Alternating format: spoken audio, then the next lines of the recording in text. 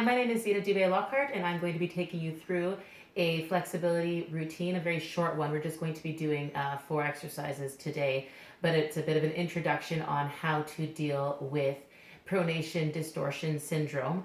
So we're going to begin by looking at a self-myofascial release. We're going to use our fabulous foam roller here, and again, there are multiple different pressure points that you would be able to target in SMR when you're dealing with pronation distortion syndrome, but we are going to very specifically look at the gastrocnemius and the soleus, so our fabulous calf muscles. Soleus here just right kind of on the underbelly of the calf. What we're going to do is we're going to place our foam roller underneath, and we're just going to cross over with the left leg to add an extra element of pressure. We're going to begin and slowly roll through that movement until we feel a point that's feeling really, really tender. And when we reach that point, we want to hold there and continue to add to keep the pressure on for probably about 30 seconds or until the tension in that specific area decreases significantly. Breathing through the whole move. Yeah, I have a very, very tight soleus and gastrocnemius muscle group just because of a lot of running. So that's actually doing a whole lot of pain for me. By crossing the leg over, we are allowing for some extra pressure to be put on that spot, targeting the soleus specifically right now. And if we rotate just a little bit inward, coming into the gastrocnemius, and again, holding that there until we find the pressure point releasing itself. I do this a fair amount, so it didn't take very long to find my weak spots. But you might have to experiment a little bit if that isn't a muscle group that's particularly tight for you. And you will probably know when you hit the point that you need to release. It will feel very tight and tense and sometimes a little bit on the painful side. But I can tell you that the pain level that I experienced from the beginning, both with the medial section and the lateral section, has decreased significantly even just in this short video. So I'm just moving a little bit more to push in deeper into the stretch, and I can hold this here now for a few more seconds, having hit another point.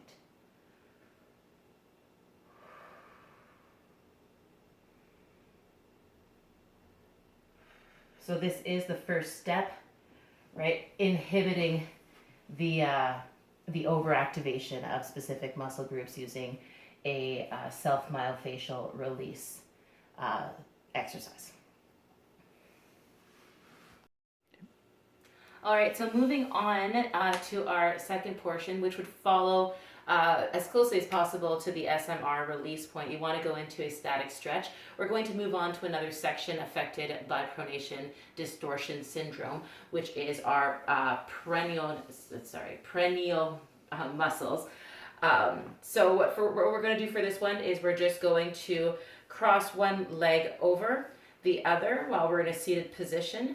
And we're going to plantar flex our foot, and using our hand, we're just going to rotate it inward just a little bit, and it's going to hit both the perennials longus and brevis. We want to hold this stretch for a solid 10 to 30 seconds. I tend to err towards the 30-second mark, and you should feel this along the lower portion of the leg, and in my case, actually, just because I'm so tight, all the way up the lateral line of my upper leg as well. Right, so it's a gentle motion, but definitely holding it firmly there. You can release and bring it back in if you're feeling the need for that. I like to put a fair amount of pressure on the bottom of my foot when I do this motion, just to make sure that I'm holding it nice and steady and adding an appropriate amount of pressure so that it's not painful and I'm not injuring myself, but I am getting nicely and deeply into that stretch.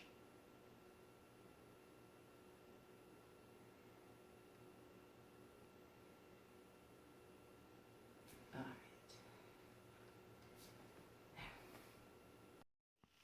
All right, now we're going to look at a dynamic stretch for the hamstrings.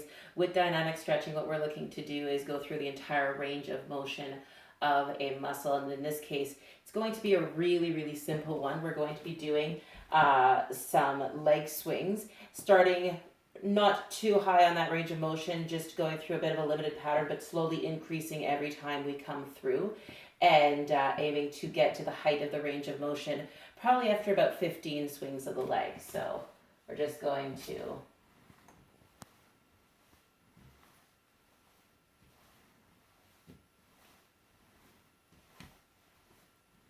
so I'm starting to reach probably the height of my range of motion here.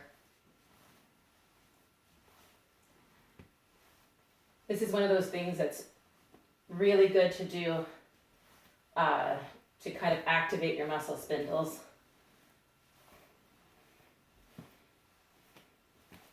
Yeah, I don't think I'm going to get a lot higher than that. So we would do that on both sides, right? Just focusing on getting the muscle through the entire range of motion that you can get, and ideally increasing that range of motion every time. So clearly I have a bit of a better range of motion on the right side of my body.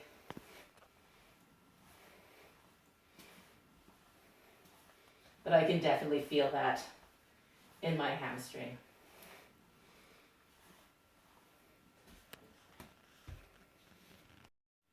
So the last step of the 4-step process would be then to look at an integrated dynamic stretch that's looking to kind of balance everything out and make the muscles work well together.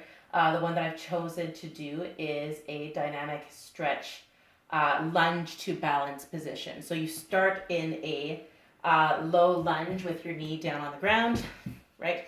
You may prefer to use a mat for this if you have sore or sensitive knees. And you are going to have hands on the hip, nice postural alignment, and you are going to raise that to balance and lower back down, and raise to balance and lower back down. Doing several different repetitions of this, probably about 8 to 10, no less than, and I would say probably in the neighborhood of 15 on the top end. Just making sure that you are balancing both the overactive and underactive muscles affected by the pronation distortion syndrome. And then we can do that on the other side as well. So again, starting in a low lunge and raising to balance.